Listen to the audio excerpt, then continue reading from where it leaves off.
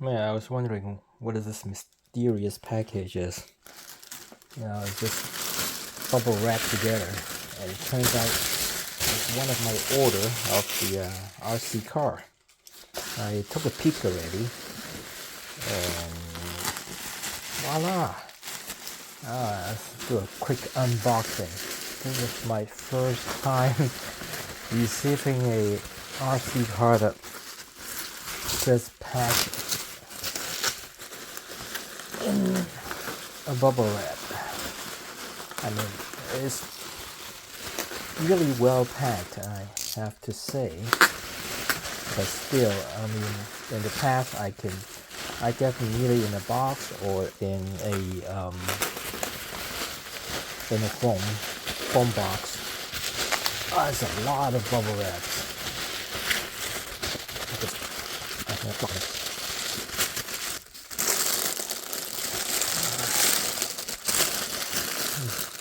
That's the part. That's a standard Hypergo transmitter.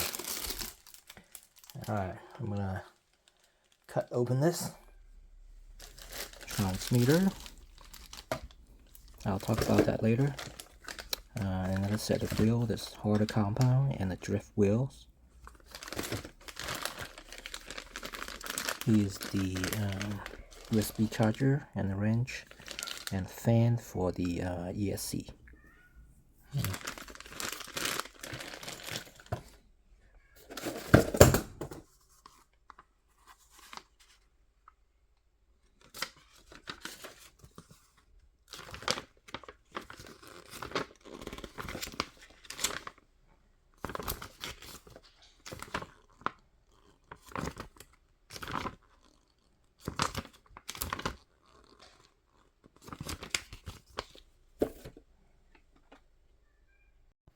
Well, let's take a look inside.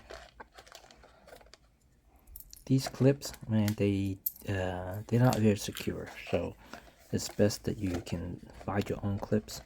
These clips that come with, they tend to fall out.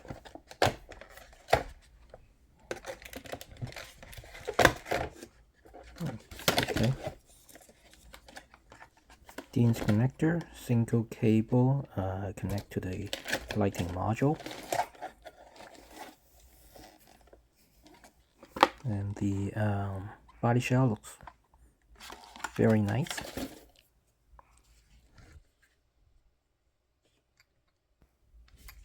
Wow, this car is heavy. I weighted it previously, and it's about 1.2 kg. The receiver has 3 channels and 2 power outlets for your fans.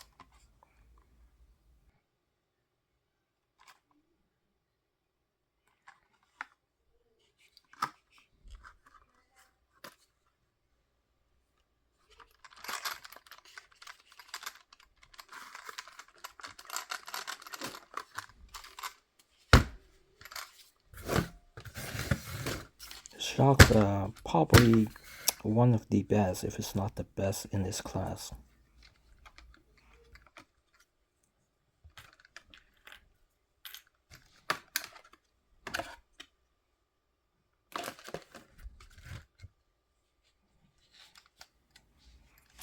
Surfer safer.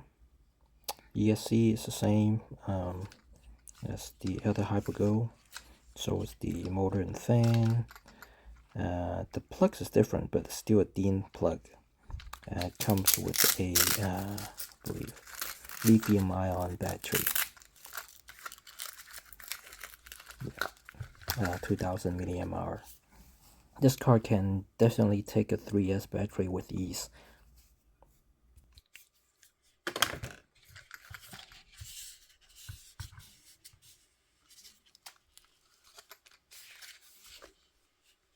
I wonder if the weight comes mostly from the heavy alloy bottom chassis.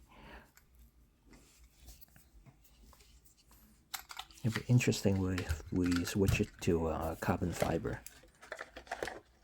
But as it is, the car seems very well built and designed. Here's a quick comparison as to the 1/16 scale versus the 1/14 scale. As you can see, it's really not by much. The softest compound comes stock from the factory, and the harder one is in the bag, and this is what I'm gonna put in for doing my testing. Do a quick 2S speed bump.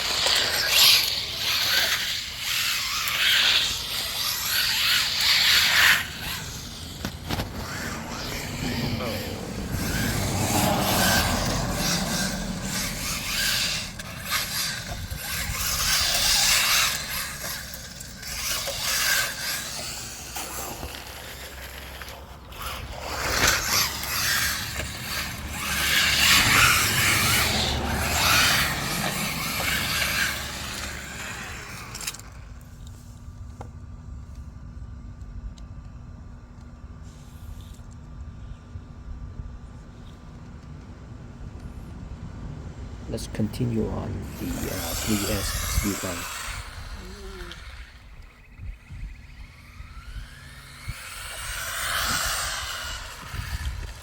Nice and easy to control.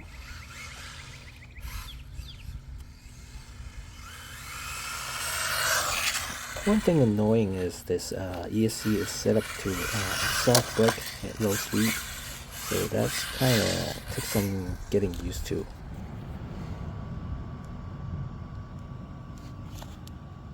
Wow, impressed with smaller wheel, it can still reach 39 miles an hour.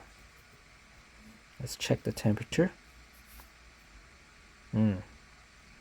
See, that's why they included the extra fan for your ESC. The motor is absolutely nice and cool, but the ESC needs some attention. Let's talk about performance. This one, pretty safe to say its performance outclass anyone's out there at a 1/16 scale. As I said before, the car weighs a lot. Excellent suspension. I'm not sure what weights of oil they put in there, but it's perfectly tuned for this car. And let's talk about the gyro. It's independent, so I believe you can use it on any receiver that does not already include the gyro system. This ESC looks the same as the previous Hypergo truck, I guess. So is the motor and the fan. The servo is also the same. It's just raised using a plastic box or structure.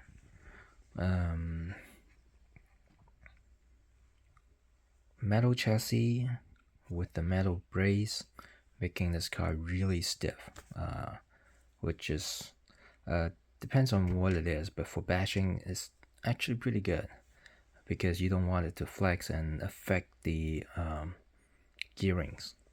Many of the cheaper cars have a flexible chassis, and that's where one of the major causing issues that okay, I'll take it back. It's one of the major major concern that caused the gearings to grind up prematurely. I believe the gearing is the same. I'm gonna open it up later to check it out as the other Hypergo's brushless system. And drive shaft, everything is metal, as beefy as you can see.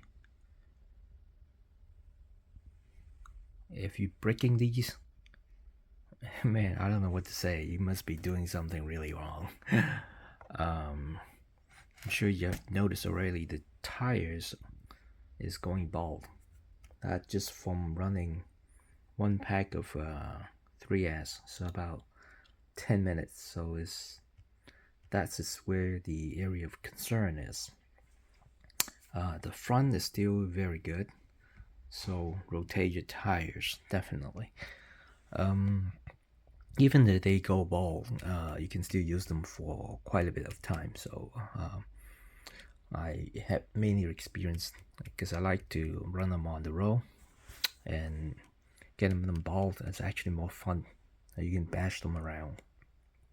And since this car is designed for bashing, so I was actually hoping they would release a on-road tire, or even a a bolt of, what do you call those? I forgot. Slick tires, yeah. And surprisingly, I'm sure I hit the ground quite a lot, but as you can see, there's some minor scratches here. There's some here and here in the back, and I'm kind of wonder where I got hit, because it didn't show up at the bottom of the chassis. You see some marks here and there. I'm not sure how it get there. It could be where I hit the ground, but then again, I have rolled this car and fun flipped God knows how many times. That's because I was testing it at night, and I couldn't see the road where I hit the debris on the road, and it gets, just tossing it around. And surprisingly, the damage wasn't too bad. There's some scratches here and there.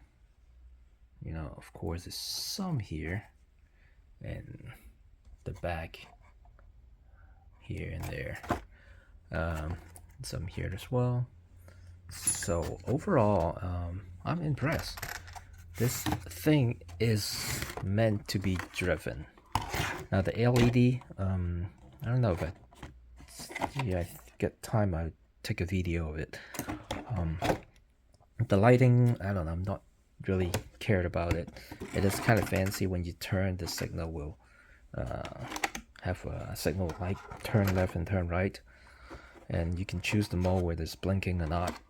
For the 3S battery, I just kind of strapped this one in from the previously modified version of the HyperGo battery. It does not fit well by itself because the cable here is not long enough. Okay, so you will need to have an extension if you are using that, or you have the previous generation of this battery.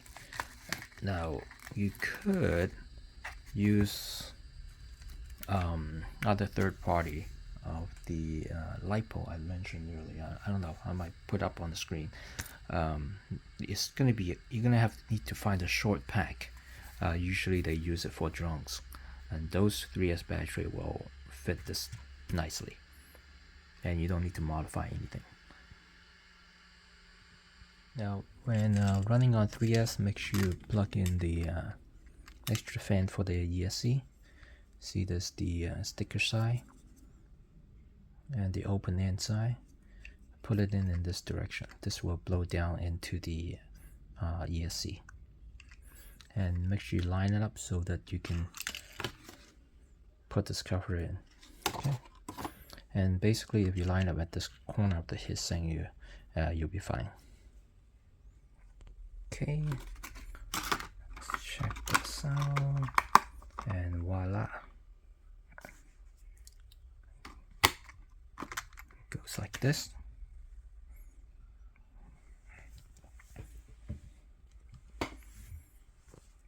Alright, as you can also see, I put in some 1/10 scale drift tires. These are, I believe, 61mm. It actually does not fit well. It's fine for the rear. You can see it have some gap left, but for the front, if you turn, it will, you can clear this, but you won't be able to clear this. It's grinding a little, so I have to cut a little bit off. The reason I'm showing a 110 scale tire, drift tires on it, because if we can't find spare tires, this will have to do, and we just have to trim out this a little bit. Maybe we probably don't need to for this one, but no, I mean, if you do it on road tire, not drift tires, the rubber tire, since it's 65 millimeters, then you're gonna have to cut more. I'm not sure that would be a good idea or not, but that's really is up to you, or really depends on whether, if we cannot find tires or whatnot in the future. But at least there's an option there. Okay, here's the night shot, the LED, and here's the solid light, blinking light, and off mode. You can control it from the transmitter.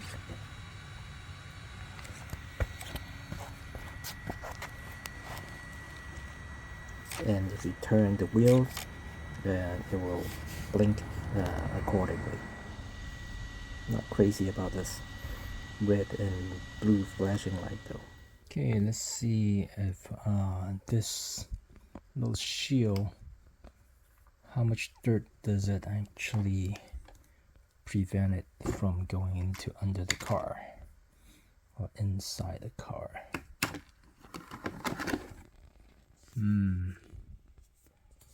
I hope really just tiny bit. So I think it's more for protection from the pebbles in this, instead of like dust and pollens and, you know, fine dirts. So that does not help much. Alright. Overall, I have to say I'm impressed with this car, and for the price and what you're getting, it's really a good deal, and it performs really well. Final note, this car does looks like an Arrma Infraction. Feel free to comment below, and that's all for today.